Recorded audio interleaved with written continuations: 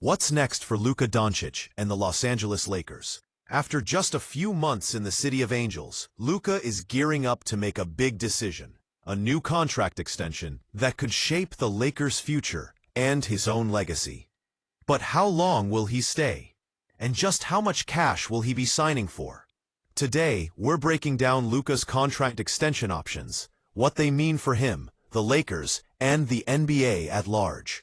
If you love NBA drama, insider analysis, and deep dives on your favorite stars, hit that like button, subscribe, and don't forget to ring the bell so you never miss an update. Now, let's get into it. Luka Dončić's time with the Lakers so far has been short but impactful.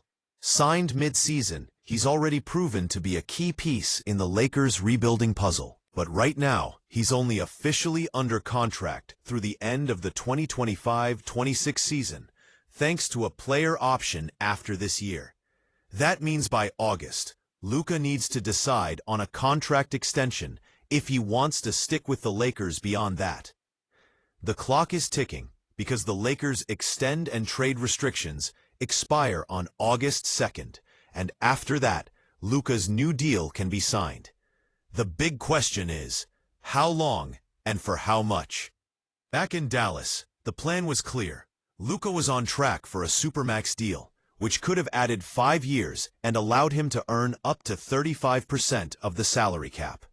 But now, with the Lakers, Luka is no longer eligible for the supermax. Why? Because the Lakers didn't draft him or acquire him within the first 4 years of his career. This means Luka's new contract is capped at 30% of the cap in year 1 of the deal, not 35%. Also, instead of adding 5 years like the Supermax would have allowed, Luka can only add 4 years to his existing contract. So while Luka is still looking at a massive payday, the Lakers and he face some new limits on contract length and salary percentage. Right now, the buzz centers around 3 possible contract options Luka could sign with the Lakers. A 1-year extension, plus a player option for a 2nd year. A 2-year extension, plus a player option for a 3rd. Or a 3-year extension, plus a player option for a 4th. Each choice has unique benefits and risks, and each sends a different message about Luka's commitment and flexibility. Let's break down each one. This is the shortest extension option. Luka adds just 1 year, the 2026-27 season, then holds a player option for 2027-28. The salary would look something like this: 2025-26, $46 million, current contract. 2026-27, about $49.6 million. 2027-28, player option, roughly $53.6 million. Total payout, approximately $149 million over those 3 years combined. Why consider this deal? Flexibility. Luka has only been with the Lakers for 6 months, and this option keeps his commitment short, giving him freedom to reassess in just a couple of years. It also allows him to remain engaged in the Lakers' roster building without fully locking in long-term. Luka has been active in recruitment, bringing in players like Marcus Smart and teaming with DeAndre Ayton, who shares his agent. Another strategic benefit? Both Giannis Antetokounmpo and Nikola Jokic are free agents in 2027. Luka could use this player option to keep his options open, maybe even partnering with one of those stars in the future. Also, from a team flexibility angle, if the Lakers need to free cap space in 2027 to 2028 to add more talent, Luka could opt to take a little less that year, helping the Lakers maximize their roster. However, while it's tempting, this is probably the least likely of the 3 options, given Luka's reported enthusiasm for the Lakers' direction and his growing commitment.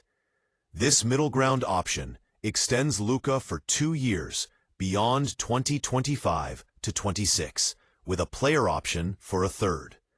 Salary breakdown: 2025 to 26, $46 million. 2026 to 27, $49.6 million. 2027 to 28, $53.6 million. 2028 to 2029, player option, $57.5 million. Total, about $207 million over 4 seasons. Why does this make sense?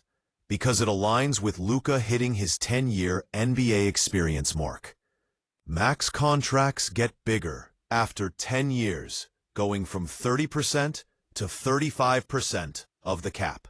By signing this deal, Luka keeps the Lakers' commitment manageable while positioning himself to become a free agent right when his earning potential maximizes. He'd hit free agency at age 29, still in his prime, with the chance to sign a max contract for 35% of the cap. This option also gives the Lakers a competitive advantage. They get Luka for 3 years below market value, which they can use to build a championship roster. If things don't work out, Luka can test the market in his prime. This feels like the smart balance between security and flexibility. This is the big security play. Luka commits for 3 years beyond 2025-26, with a player option for a fourth. Salary figures: 2025-26, $46 million. 2026-27, $49.6 million.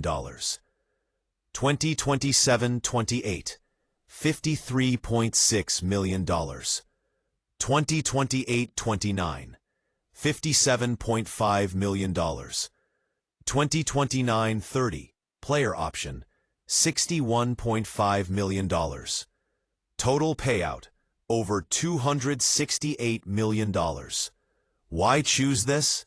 Security. This contract guarantees Luka the most money possible right now, an extra $120 million or so compared to the shortest extension.